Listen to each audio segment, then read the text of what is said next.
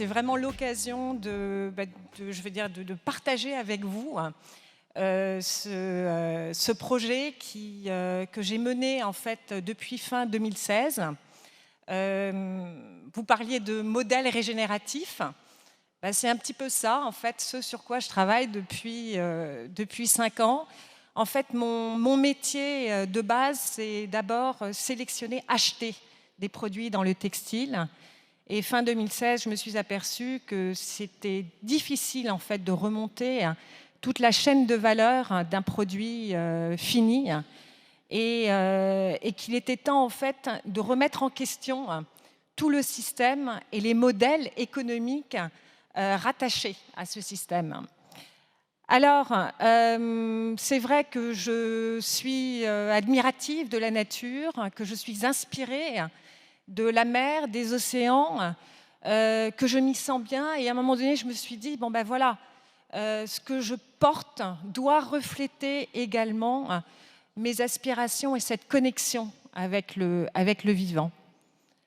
Alors, c'est là où j'ai eu en fait un échange et notamment avec mes enfants. Et je dis voilà, quel nom porterait toutes les valeurs dans lesquelles on pourrait se projeter, c'est-à-dire avec cette connexion dans le vivant. Et là, ma fille m'a dit, maman, c'est Care-Mère. Alors pourquoi Care-Mère? Alors c'est vrai, je ne suis pas d'origine bretonne, c'est plutôt mon mari, voilà.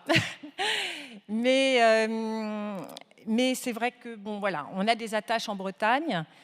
Et la Bretagne, pour moi, illustre, c'est vrai, cette authenticité, cette nature à l'état brut, et évidemment symbolise l'eau. L'eau qui est à la source de la vie. Et Care renvoie, si vous voulez, à la maison, au petit hameau, au village, à la communauté. Alors, je ne veux pas dire que bon, on est des Gaulois, je dirais, planqués dans notre Bretagne. Non, pas du tout, puisqu'au contraire, on veut vraiment être dans l'ouverture et avoir cette ouverture sur le monde. Alors, Care-Mère est en fait engagée dans la biodiversité, dans la protection de la biodiversité, et donc dans la biodiversité dans les océans. Quand on se pose la question que veut dire cette protection de la biodiversité dans les océans, on va toucher en fait à évidemment que ce soit le réchauffement climatique, mais à l'impact sur l'eau et les sols, et forcément sur tous les choix qui vont générer cet impact. Du coup, il était important, et c'est là où je vais peut-être demander à la régie de nous passer le slide sur le cahier des charges de Care-Mère.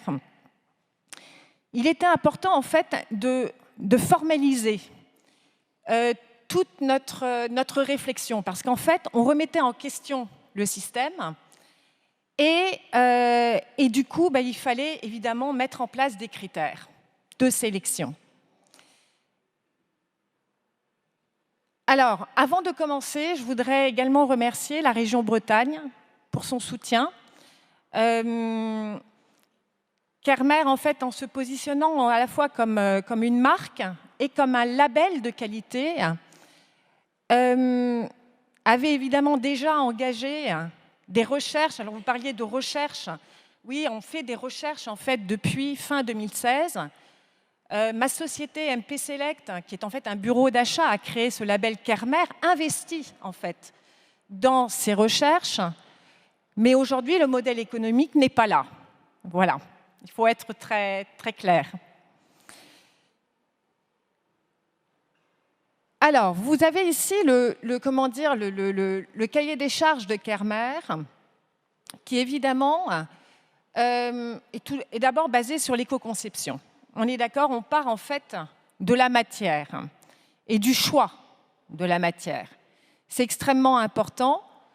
Alors, effectivement, vous voyez la dimension, la dimension réemploi et upcycling, on met ça de côté, puisqu'en fait, nous, on part du principe que dès lors qu'il y a production de tissus, c'est-à-dire de tissus neufs, production neuve, on doit de facto se positionner sur des matières naturelles ou des matériaux biosourcés.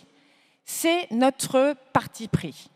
On élimine de facto toute matière intégrant des polyesters, des polyamides, qui, et je vous explique pourquoi, qui en fait dégagent lors de soit des lavages, soit abrasion, usure, et finalement en termes de non biodégradabilité, voire parfois de non recyclabilité. Du coup, de facto, ça rejette des microplastiques dans les océans. Donc, on ne peut pas sélectionner ces matières. On ne peut que se focaliser sur des matières naturelles, biodégradables et ou recyclables, on s'entend, avec évidemment une attention particulière au développement de ces matières et à la transformation écologique de ces matières. Du coup, nous focalisons donc sur, c'est pas très clair, j'ai l'impression, donc sur des ressources évidemment qui s'inscrivent dans la régénération des ressources et qui sont renouvelables. J'insiste sur ce point-là.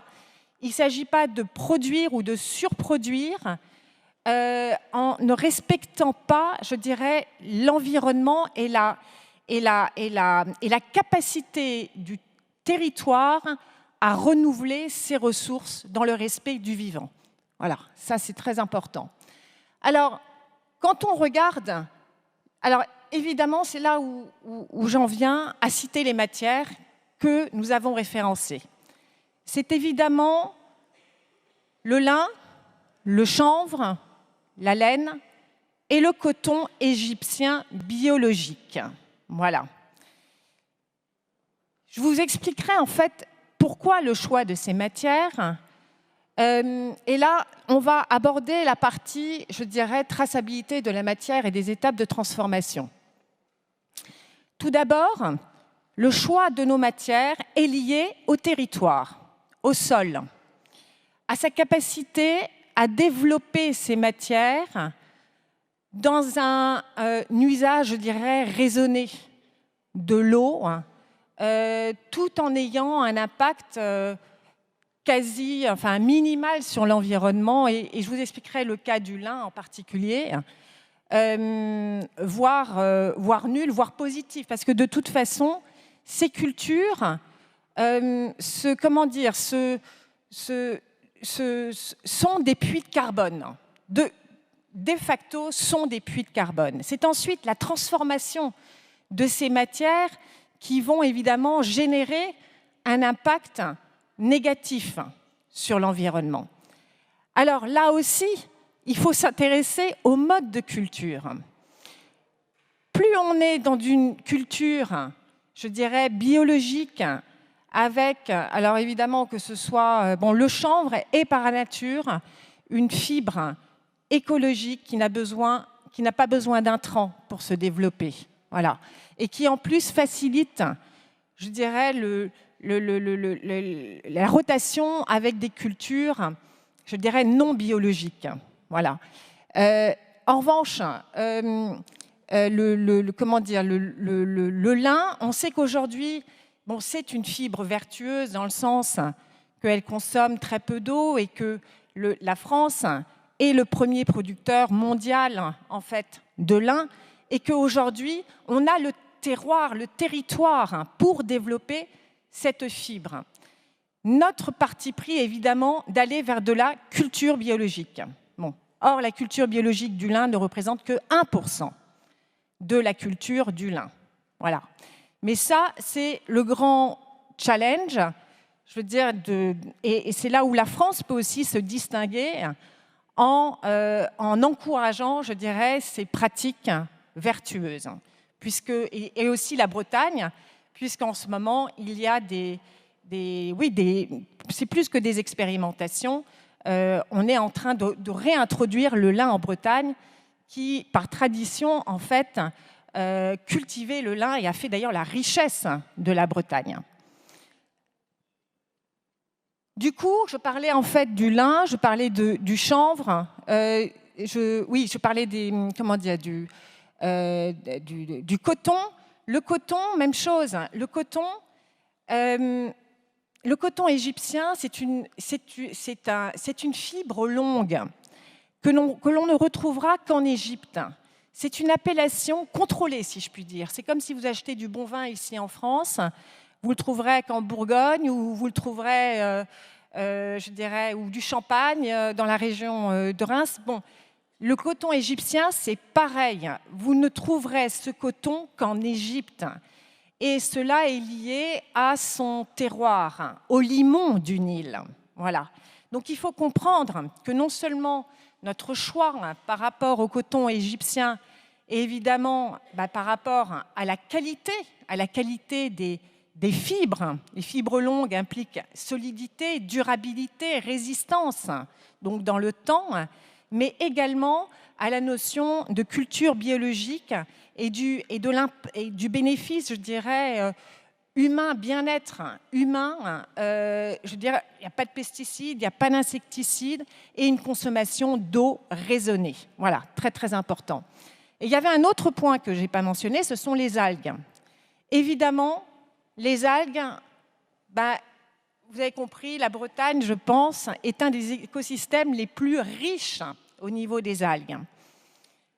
Il s'est trouvé que c'était, il y a quelques mois, j'ai découvert Rose Ekwe, ici au sein de Fashion Green Hub, et j'ai découvert son travail d'algues au niveau de son tissage. On reste encore, c'est un travail absolument superbe et que j'encourage vivement. Et aujourd'hui, il faut que la recherche se mobilise sur ces nouvelles fibres. Rose est loin encore d'avoir stabilisé son process. Aussi, c'est à nous, je dirais, d'encourager ces inventions. Voilà. Du coup, l'algue pour nous est important, mais pas tant uniquement au niveau, je dirais, de la fibre elle-même, mais au niveau des colorants végétaux. Alors, c'est là où je fais le lien également avec l'anoblissement naturel. Juste, avant de partir sur l'anoblissement naturel, je voudrais terminer sur la transformation écologique des matières premières que nous avons sélectionnées. Notamment, nous collaborons avec l'entreprise Velcorex, Emmanuel Lang, en Alsace, sur le lin, et tissage d'autant sur un tissu qui est un mélange de chanvre-laine, entre autres. Et pourquoi nous avons choisi en fait ces deux partenaires? C'est pour deux raisons. Tout d'abord, en ce qui concerne leur engagement à privilégier une culture, un sourcing de fibres vertueuses. C'est là où, évidemment, je fais une mention, le chanvre biologique et la laine, dans le cas de tissage d'autant, sont effectivement biologiques. Maintenant, dans le cas du lin de Velcorex, et ça on le sait, et c'est pour ça aussi que je passe cette information, c'est important que l'on soit, les marques, les consommateurs engagés pour du lin biologique, pour qu'à un moment donné, il y ait suffisamment de récolte, de volume, pour qu'un industriel puisse filer et tisser des tissus vertueux, des tissus vertueux. Du coup, c'est ce que nous avons convenu avec Pierre Schmitt, c'est que je souhaite mobiliser, faire passer le message aux marques pour se concentrer sur des tissus qui sont 100% lin, donc un lin issu de la région normande et en même temps filé et tissé en Alsace, puisque notre autre critère, ce sont les circuits courts. Voilà. Et ça, c'est très très important. C'est la raison pour laquelle nous bâtissons ce qu'on appelle une filière d'excellence de textile écologique qui ensuite, utilisée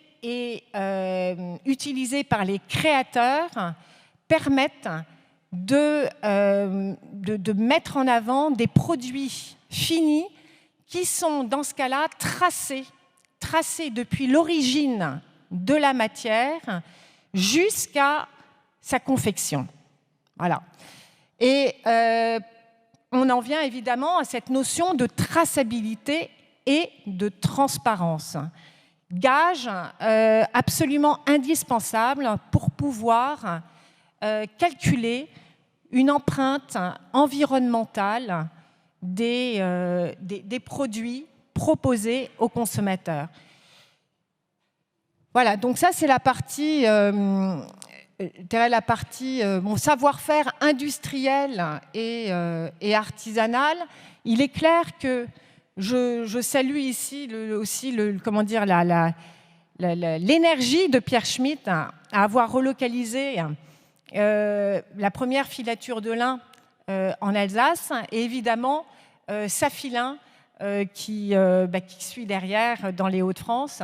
Donc maintenant, on sait qu'on peut avoir des textiles, aussi bien des tissages que des jerseys, puisqu'on a aussi, par exemple, l'important qui réalise du jersey et qui, à la fin de l'année, sera en circuit court. Voilà, avec Safilin. Bon. Alors, un des autres critères fondamentaux de notre cahier des charges, c'est la teinture naturelle. Et là, ça, c'est un très, très gros enjeu. Et je remercie encore la région Bretagne pour cette aide, puisque sous le patronage de Dominique Cardon, alors Dominique Cardon est une chercheuse émérite, historienne, dans le domaine de la teinture naturelle, et qui nous a vraiment patronnés dans le choix des savoir-faire et également de l'évaluation de l'impact des teintures naturelles sur l'environnement. Voilà. Puisqu'il y avait de grosses controverses en fait sur la teinture naturelle. Et l'idée, c'était vraiment de mieux comprendre et de voir qu'est-ce qui est possible. Alors, il y a des solutions aujourd'hui dans le domaine de la teinture naturelle. Et elles existent tant à un niveau, je dirais, artisanal, je dirais semi-artisanal, voire industriel. Et cela peut voir le jour pour la fin de l'année. Voilà. Donc, nous sommes en train de travailler sur ce type de projet. Et en dehors, en fait, du fait de proposer, je dirais, des couleurs, des solutions, en fait, des solutions de teinture végétale sur la sélection de tissus que nous avons faite, parce que c'est ça l'objectif, c'est de relier tissu et anoblissement naturel.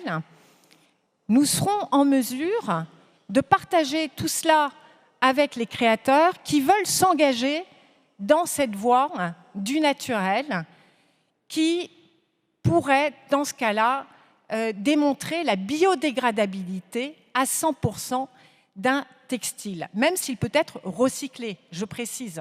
Mais là, pour le coup, on serait vraiment dans cette connexion avec le vivant. Alors, juste pour vous donner à titre à titre, je dirais, un peu rigolo, hein, de ce que je fais au niveau de la région Bretagne. Évidemment, on sait que bon, il y a des pigments qui existent comme la gaude, l'indigo, la garance, le réséda, etc. Bon, mis à part cela, nous faisons une expérimentation et à partir de déchets collatéraux de l'agriculture bretonne et notamment avec les feuilles d'artichaut, avec le concours de Michel Garcia, un artisan, alors c'est pas un artisan, c'est un chercheur artisan teinturier, enfin bon, c'est formateur également, hein, il forme aussi les marques.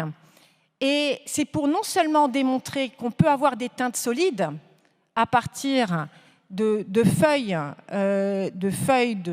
d'artichaut. Alors j'entends bien, c'est pas la feuille du fruit, c'est la feuille enfin c'est les feuilles des tiges en fait qui portent l'artichaut. C'est donc de démontrer qu'on peut avoir des teintes solides, mais également que l'on peut mettre en place des filières agricoles de collecte des feuilles d'artichaut. Alors c'est là où vous voyez un petit peu comme quoi je me suis un peu éloignée de mon métier d'origine qui était celui d'acheteur, quelque part pour comprendre en fait tout ce modèle, enfin, comment ça peut fonctionner, comment on peut arriver sur des produits 100%, je dirais, biodégradables et qui soient vraiment en connexion avec le vivant. En fait, il faut vraiment développer cette dimension systémique. C'est la seule façon pour nous aujourd'hui de pouvoir avancer. Sachant que il est clair que je vais revenir à mon métier d'origine, qui est en fait je dirais en bout de chaîne, puisque nous sommes dans le retail. Voilà, retail, ça veut dire enfin, quand je dis distributeur, c'est pas distributeur, mais en fait, mon métier, c'est d'être bureau d'achat et c'est de travailler avec des boutiques et de leur faire des sélections de marques, de produits, de concepts, je dirais, créatifs. Voilà. Alors, l'autre dimension dont je voulais parler, c'était la conception des produits. Et c'est là, quand on a travaillé sur la partie matière, sur la partie sourcing, filière d'acteurs, etc., on s'aperçoit que même au niveau de la création, il faut remettre en question sa façon de créer. Alors, ça paraît parfois un peu dingue ce que je dis, mais oui, en fait, c'est incontournable, d'autant plus quand on se retrouve à travailler des matières, que ce soit d'ailleurs l'algue ou les textiles que je vous ai mentionnés, avec de la teinture naturelle. Aujourd'hui, on n'a pas forcément encore stabilisé, je dirais, toutes les associations de couleurs possibles sur un même vêtement. Voilà. Aujourd'hui, on a par exemple toutes nos matières, que ce soit le lin, le coton égyptien, la laine, le chanvre. Nous avons des solutions en indigo tracées et produits en circuit court, mais je dirais, quand je dis circuit court, ça va être France-Méditerranée, d'accord, puisque l'indigo sera produit au Maroc, voilà, avec un système de régénération au niveau de l'agriculture assez incroyable. Mais c'est pour vous dire, quand on arrive à vouloir faire des effets de style en mélangeant de l'indigo avec du blanc, vous voyez, on a encore un long parcours à faire. Mais ça fait partie de la réflexion et à un moment donné, de se dire, voilà, en tant que créatif, on doit être encore plus créatif, quelque part. Et de se dire, voilà, c'est plutôt une opportunité pour faire les choses différemment. Donc, au niveau conception des produits, évidemment, l'éco-design, être vigilant sur les déchets. Alors, c'est évident que ça rentre dans de plus en plus de créateurs adoptent ont cette démarche. Mais je pense que ce qui est beaucoup plus compliqué, c'est aujourd'hui, c'est la maîtrise de ces matières et comment justement les transformer en produits qui vont susciter de l'émotion et de la désirabilité. Parce qu'en bout de chaîne, il faut que le consommateur soit émerveillé quelque part. Et c'est ça, en fait, cette vision de la mode que je souhaite aussi partager avec vous. Aujourd'hui, on doit être, en fait, les passeurs, les passeurs de cette émotion qui va être suscitée par la création humaine et qui va justement nous reconnecter au vivant. Est-ce que ça va? Je suis dans les temps ou pas? Parce que je vous dirai dès qu'il vous restera une petite minute, mais c'est bon, vous êtes dans les temps. D'accord. Oui, alors, je vous ai expliqué un petit peu tous nos choix, en fait, nos choix de matière, nos choix d'acteurs, nos choix d'anoblissement naturel. Tout cela, en fait, tient compte de l'impact direct sur l'humain, l'eau, le carbone et forcément la biodiversité. C'est-à-dire que on est vraiment dans un modèle très, très strict de sélection qui est basé sur vraiment des choix qui nous engagent et qui engagent en fait tout un écosystème derrière. Et c'est très, très important de le mentionner. Donc, j'en ai mentionné quelques-uns, mais il y a aussi des créatifs avec lesquels nous travaillons, des experts avec lesquels nous collaborons justement sur tous ces différents éléments de ce cahier des charges. Et aujourd'hui, cela n'est possible que s'il y a un engagement et une coopération au sein de cet écosystème. Voilà. Écoutez, je pense avoir terminé. Très bien. Vous avez quelques petites questions. Merci beaucoup pour cette intervention. Merci.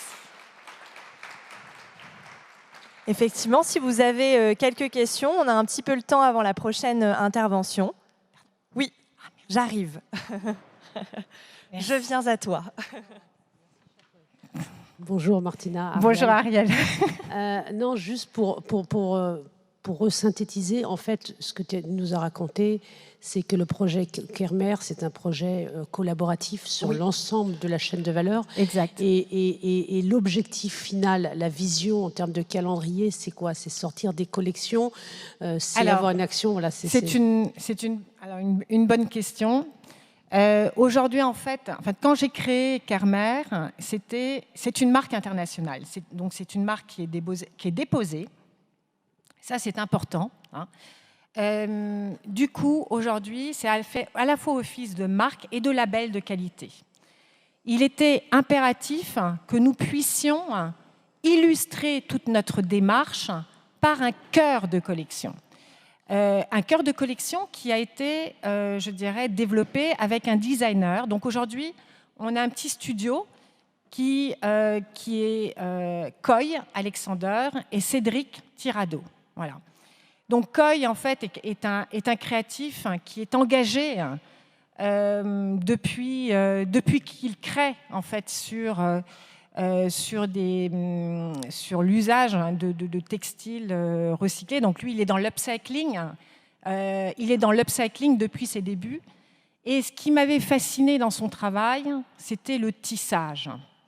Or, chez Kermer, nous sommes véritablement dans ces liens.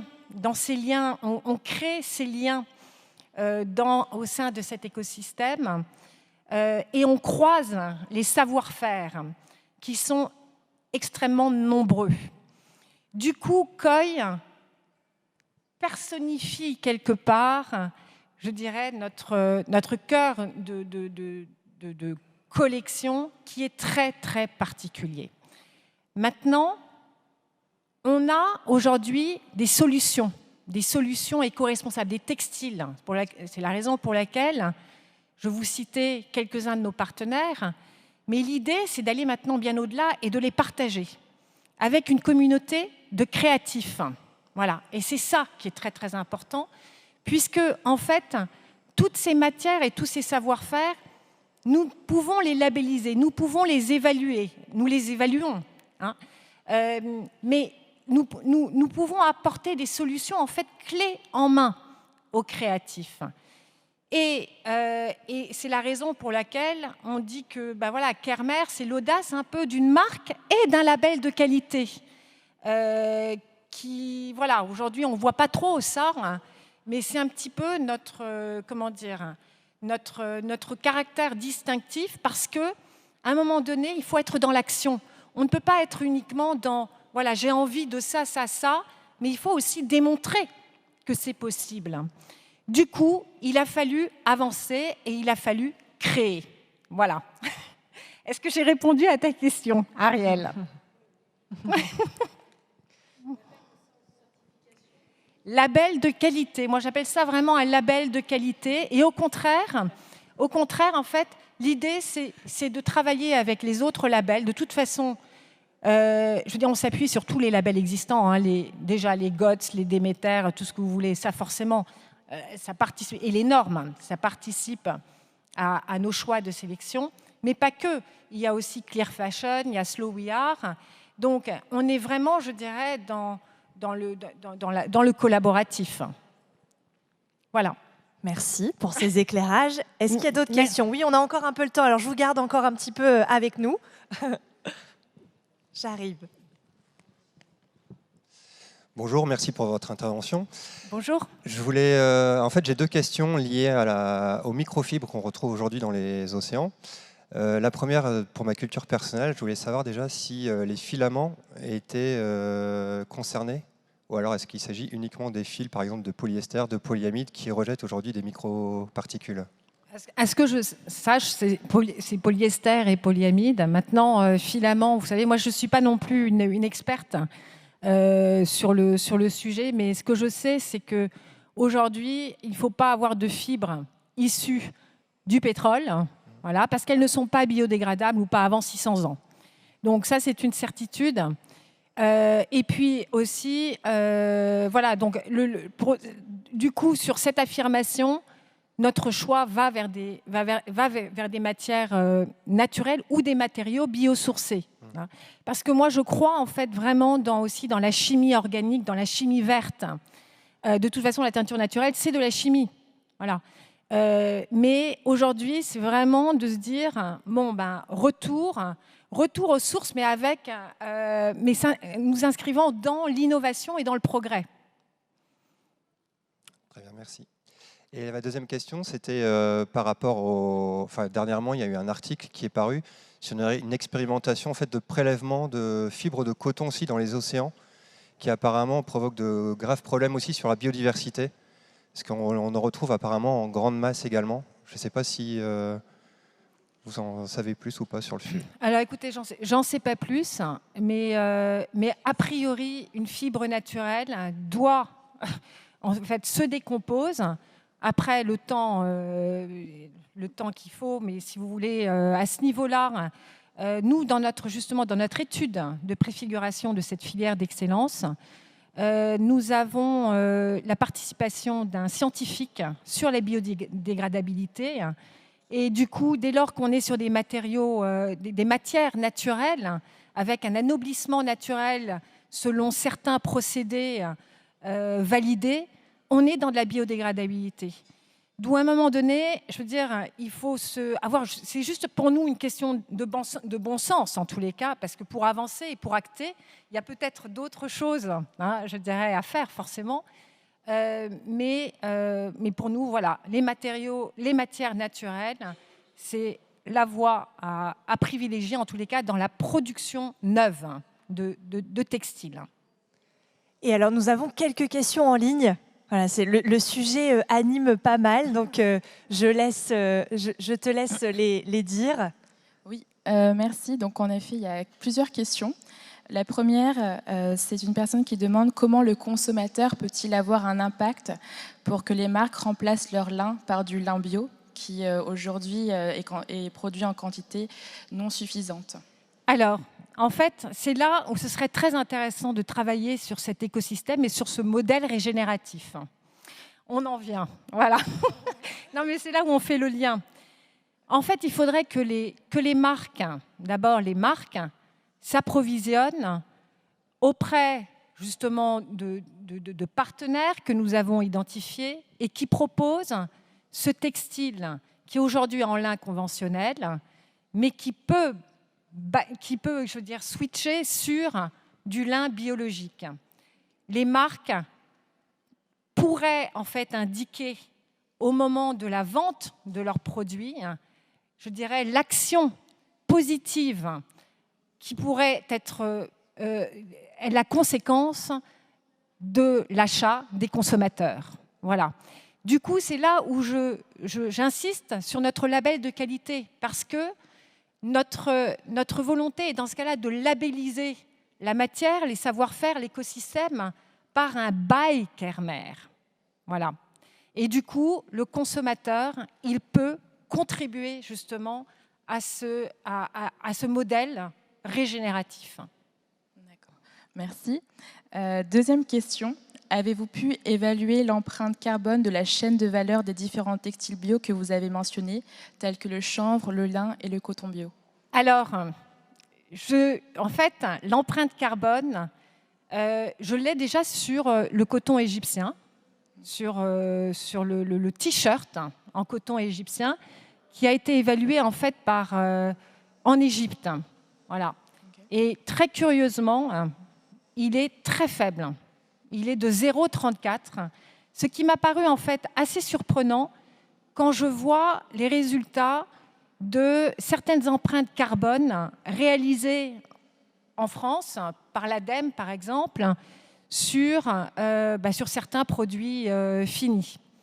Et évidemment, moi, je serais très, très intéressée de participer à une opération d'évaluation environnementale de tous les produits, parce que c'est ça la finalité. La finalité, c'est l'affichage environnemental de l'empreinte carbone et eau, parce qu'il ne faut pas oublier qu'il y a l'eau aussi.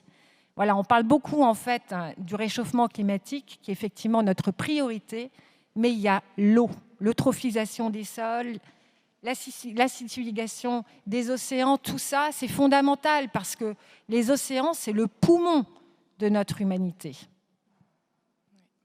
Merci. Une autre question. Donc c'est une personne qui mentionne le fait que l'un des impacts de l'érosion sur la biodiversité et des pollinisateurs plus particulièrement est la pratique de monoculture en raison de la floraison et des phénomènes de grisette. Est-ce que pour vous, c'est un critère qui est ou pourrait être pris en compte avec les polycultures ou des champs en jachère avec des prairies fleuries pour la biodiversité avec des producteurs? Absolument. Et c'est là où je souris parce que dans l'histoire des plantes tinctoriales, en fait, j'explore également des fleurs de prairies, parce qu'on sait que les prairies sont des puits de carbone encore supérieurs à d'autres cultures. Et donc, je me posais la question, tiens, est-ce que le cosmos, par exemple, qui est une plante tinctoriale, pourrait être qualifiée comme une plante de prairie? Enfin, c'est juste pour vous dire que oui, effectivement, ça rentre dans nos qualifications. D'accord, très bien. Et enfin, la dernière question. Pouvez-vous détailler les solutions industrielles pour la teinture végétale ou bien les résumer rapidement?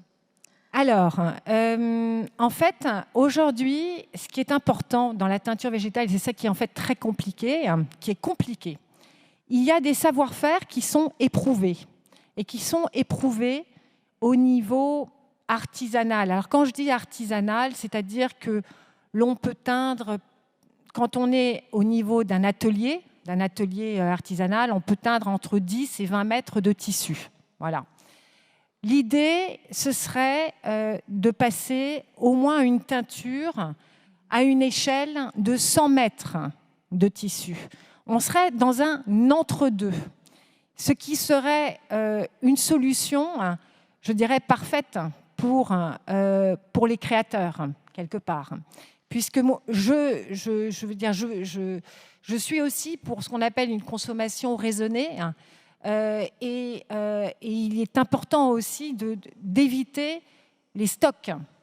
Du coup, on est aussi, vraiment, je suis à fond pour la précommande, par exemple. Ça, et c'est lié justement à la capacité productive, finalement, des artisans. C'est surtout des artisans et pas des industriels, pour le coup, de répondre à cette demande. Donc aujourd'hui, on collabore avec un atelier sur Paris sur des petites quantités. Alors, moi, ce que je vous propose, c'est vraiment de nous suivre, en fait, soit sur les réseaux sociaux que j'ai un petit peu, je veux dire, pour l'instant, ça a été un petit peu mis de côté, surtout Instagram et Facebook, mais surtout LinkedIn. Pourquoi ? Parce qu'en fait, on est à fond dans la recherche et qu'on a vraiment besoin maintenant d'arriver sur les conclusions de nos recherches. Mais je vous invite vraiment à vous abonner à notre page, parce que nous allons, au fil des résultats, vous communiquer voilà, l'issue de nos travaux et les partenaires qui ont collaboré avec nous dans cet écosystème.